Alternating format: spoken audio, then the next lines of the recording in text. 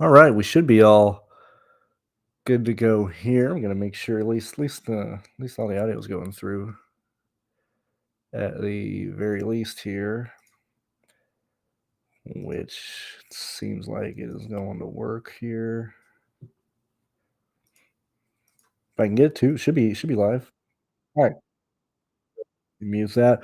Okay, so I typically don't go live here, and I doubt anybody's going to watch this live. This is probably going to be a 20-minute video. You can watch this as a preview for both the Truck and Xfinity Series races. I'm just going to be sharing my thoughts and opinions on Rockingham. Most likely, nothing on the screen. I mean, we might be looking at the dashboard, or the Xfinity and Truck Series dashboard that we have on TrueDFS, but I'd much rather leave that for paying users and stuff. This is more so just me kind of spitballing as we return to Rockingham for the first time since 2013, and really, with a new repave and everything like that. I mean, this is pretty much a brand new track, and so I think a lot of things in the past aren't going to be useful. So, yet again, if there's any questions or anything, I'll be happy to answer them. But yet again, I'm kind of aiming for this to be like just 15 minutes or something, so people can listen to this between or before the truck and Xfinity. Now, really fast, thankfully, we are looking at the two slower series for all intents and purposes. If this was the Cup, this would be a much more difficult weekend with just the variance of where speed would come from and so on and so forth. Luckily for trucks and Xfinity, when we look at speed, whether you're talking about driver rating, speed ranking, whatever sorting data point you're looking at, we typically see the same guys at least be at the top of the leaderboard or at the top of you know, like how fast people are for these two series. Okay, there shouldn't be any situations to where people are drastically outside of where they should be, and that's mainly talking about Corey Heim should be the fastest, like Thor Sport, or not Thor Sport, Tricon, Thor Sport with Ty Majeski should probably fall in line anywhere between fourth and fifth. You're gonna have Friesen in seventh. You're gonna have, like everybody should fall in line, with where we have seen them be this year. Okay, with the repave in the practice, or at least the testing session earlier this year, we saw a lot of these teams in both Xfinity and Truck have a lot of on throttle time. A lot of them aren't lifting. These guys are running stupidly fast laps in comparison to what we ran, all these years ago, where we're flying way faster than where we were in the past. Let me look really fast. I have this. When we look at where are we at? Give me a moment here. When we look at the fastest lap in the test session for the truck series this year, they were running like 21.8-second lap times. Most of the um, track times that we saw in the truck series, back when we raced in 2013, and even in the Cup series in '04, these guys are drastically faster than. I mean, we were looking at, sub 23/8, 24-second, nearly 25-second lap times on, at the latest stage for the 2013 truck race under green. The fact that we're like, I mean, we're 2 seconds faster than where we were in the past. So like automatically that, pulls us away from just throwing in, '04 data points. I think that automatically throws away from throwing in, the truck series race from 2013. If we're looking at this from a brand new perspective, yet again, kind of the same thing that I talk about a lot, which has at least led to a lot of success as of this year, fully lean into it. And that's looking at where everybody is in a recent form of similar tracks. And I'll talk about the tracks that I think are similar at this point, and then just combining that with where people are in practice data and where they're qualifying. Okay. And so, like, when we're looking at Rockingham, regardless of how much grip this track may or may not have, regardless of how much on or off throttle time we may not have, what are the characteristics of a driver that I would want to see at Rockingham, or that I would expect to see have success at Rockingham? And what tracks are those drivers excelling at? Okay. When I think of Rockingham, I think of obviously we have a track that has multiple lines that could be used in the past. With the repave, we are much more likely to have either one lane be way more dominant than the other lanes right now. Now, granted, the repave was in 2022, but still, I don't think we're going to have the cars spread out from the bottom to the top of the track like we have seen, in the past. So what does that mean? It's probably going to be a normal intermediate style track, okay, with not a lot of passing, with guys kind of being in the same line, with dirty air having a pretty significant factor in it, especially for the trucks. And when I then look at a track like that and look at where or what factors are playing into this track, I'm paying attention to the really, really tight exits here. Tracks that I tend to look at when we're looking at a track that is going to probably be 1 to 2 lanes, very tight, very little room to really make passes and stuff. Just for me, right off the bat, that's Darlington, that's Dover, that's Charlotte. Okay, now I understand we're looking at a new repave. I know I threw in a one concrete track there and so on and so forth. But I mean, if you know me by now, you understand why I group tracks the way I do or whatever. But those are probably the 3 tracks that I would look at to have the most similarities on here with the speeds that we're running. I mean, I just went blank on what like center corner speed, but it's usually like 123, 124, if I'm not mistaken, or the expected speed to be, if not a little bit higher, and then obviously like 160, if not 170 down the back straightaway and even down the front straightaway and stuff. And so this is going to be a pretty fast track, and I would absolutely be grouping this for the 2 lower series as just a continuation of where we've seen guys be dominant at intermediate tracks, or people that we've seen successful at intermediate tracks and stuff like that. So very quickly, kind of going back, and I did record a video with Stukas related to the NASCAR tools. I just finished rendering that because we had some audio issues. That'll be uploaded as soon as this is done, or as soon as I'm done doing this. But very quickly, looking back at who was successful at the intermediate tracks that we saw earlier this year, and I'm going to mainly look at that as the lap by lap data here. We can look at the truck series first, and then we'll go to Xfinity, because I think this is going to be the same story for both truck and Xfinity. Obviously, the slow guys are going to start in the back of the field because they can't queue well. Good guys should qualify up front, so on and so forth. And when I'm on the wrong one, I need to go lap analyzer. Let me get this to load here, and we can look back at who had speed at the intermediate tracks this year for the truck series. If we can get it to load, there we are. So we have Las Vegas, Homestead as the 2 races. So if we go ahead and take a gander at Las Vegas, okay, we'll look at this one first. And this is a situation where I do actually yet again, I'm just looking over things really quickly. And again, it's a new track. If you want to use other data points or whatever the case may be, you can feel free to do that. But just going over kind of where everybody was at, first and foremost, I kind of want to look at, these, not the speed rankings, where are we at here?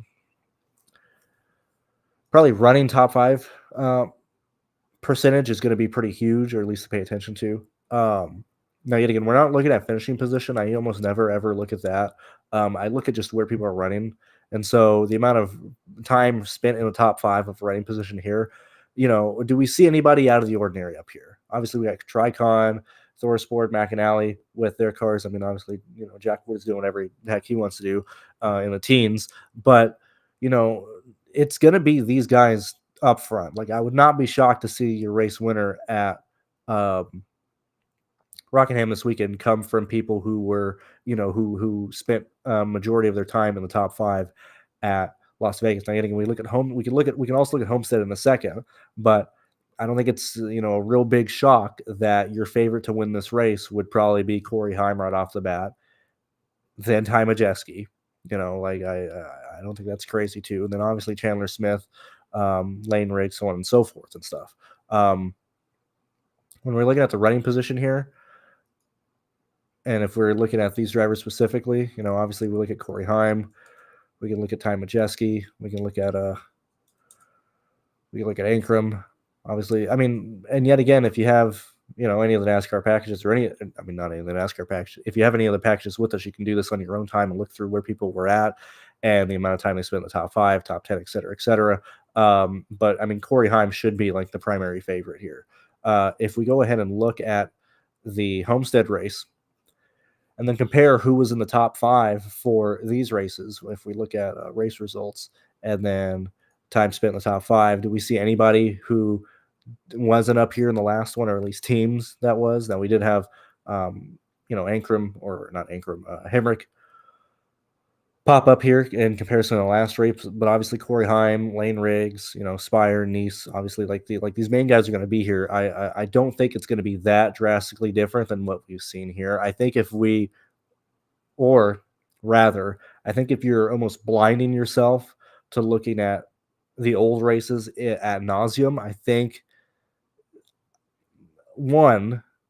I've gone through and looked at the races, but I just don't think there's much to be gained from looking at how these old races played out without stages, with tire wear, et cetera, et cetera. I just want to pay attention to where these guys are at this year. Okay. Now we can go ahead and do that for the Xfinity series, which would probably this is probably more of the question mark and stuff, only because these cars, dirty air doesn't seem to be as significant. Now, obviously it is, right? As it is everywhere, but mainly for trucks and cup, it's really big. It's the percentage that has an impact on how drivers run slightly lower than the Xfinity Series race. Now, yet again, we're only looking at, on this one, we'll add Darlington, but Las Vegas, Homestead, and Darlington are the 3 races we're going to look at really fast here. Yet again, this just saves you time and effort to look at things. When we're looking at guys who ran the top 5, I haven't. Let me take a gander really fast at the entry list for this Xfinity Series race. I'm pretty sure it might be Casey Kane. I don't remember what race Casey Kane is driving in. So let me go ahead and take a look really fast. The looky Lou. Please, Lord, don't make me go. Here we go.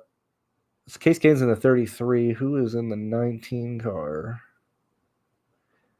Oh, it's Justin again. Okay, so that eliminates, Eric Amarola as the clear, contender against the Junior Motorsports, domination and stuff. But these are the guys who performed well at Vegas, if we're just sorting by, the running top 5 percentage and stuff, which, and again, I'm that's usually what I look at the most if I'm trying to look at who would be an expected lap leader in these races here, especially yet again, we're going in this race kind of blind. Obviously, we'd look at this and then compare it with where people are at in practice data and stuff. But we're not really seeing any, true changes here. We look at Darlington and obviously Jones ended up winning this race. But we're seeing the same teams and everything up here, right? So for me, I'm leaning much more to looking at where these guys have been at intermediates this year. Very similar of how some people don't include Dover as a real intermediate or whatever. I think the same characteristics and drivers that perform there perform very well at Charlotte, and they're performing very well at Charlotte because they have speed at Kansas, Las Vegas, whatever. I'm going to be doing the same thing here, unless we see something drastically crazy in practice, which I just don't foresee that happening. I would be shocked to see Junior Motorsports and Joe Gibbs not be the main contenders, in this race with Mayer and Creed, having a practice time anywhere between practice times, by the way, I look at them anywhere between 11th and 8th. They're going to have a long practice session here because I haven't been here before, so we should get plenty of data for all of these teams, and a lot of these teams have already practiced here during the off season. So this is a track that everybody's practiced at. They at least have an idea of what the cars are going to do. So we should be pretty dialed in, honestly. And I think the repave is going to negate a lot of the upside that old Rockingham had. Now, this is one of my favorite tracks to watch old races at, but I'm not entirely sure we're going to see close battles like we saw last time. Once you're able to get in front of whoever you're fastest with, and if you can, if you just focus on exits and the car is set up for your exits, primarily off of turn 2, because that's the most difficult section of the track. If you can just clear guys off of 2, you should be able to just, run away from people very, very easily.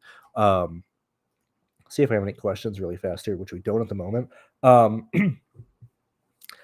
I mean, that's, not to sound, short-sighted or, not throwing a lot out there.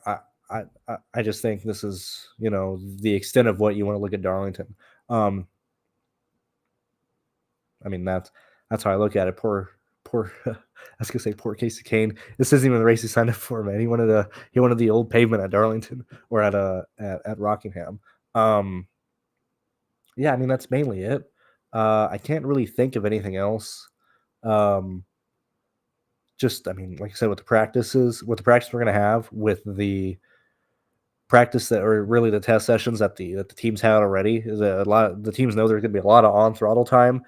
Who are the team? Very, and I, yet again, Rockingham is nothing in comparison with Miami, or not Miami, at Michigan. But like when you're looking at a track that is going to be very aero efficient, you're going to have a lot of on throttle time. You're expected to have probably more grip than most situations here. Who are the teams that are going to show a lot of speed at these tracks? It's probably RCR, probably Joe Gibbs, probably Junior Motorsports. That pretty much covers the entire projected top 12 of the running positions. Obviously, you can throw in Ryan C. You can throw in you know um, possibly Alfredo, but like for the most part, I don't think we're gonna see speeds outside of the norm of what we've seen this year. Um, and I mean that's mainly it. That's kind of why I just want to do this live instead of recording something or whatever. I don't see any questions. Obviously, I'll be live tomorrow and Saturday for the Rockingham races and stuff. But I mean, that's mainly it. Um, I will. We'll talk about this more in the live show and whatnot. Even still, I'm not going to show everything. But when we're looking here, if you look at what here, we'll kind of zoom into like Astugus's view or like opinion of the data that he's pulling here. So this is specifically what he's looking at for both the. I mean, this is the truck uh, dashboard, but the Xfinity Series one is very similar in terms of what he's using here. Um, so these are my opinion. This isn't like a situation like we're going to Knoxville for the first time and I'm projecting like just a fucking shit show or whatever. I think the racing is going to be at least somewhat entertaining, especially the CW covering the Xfinity Series race. But I think it should be a race to where probably the main lap leader is leading probably anywhere from like 65 to possibly 110 laps. So yeah, I mean, I think that's mainly it. Thank you guys for being here. Thank you for joining me. I'll see you guys in live shows tomorrow. Thank you for being here. Bye bye. See you.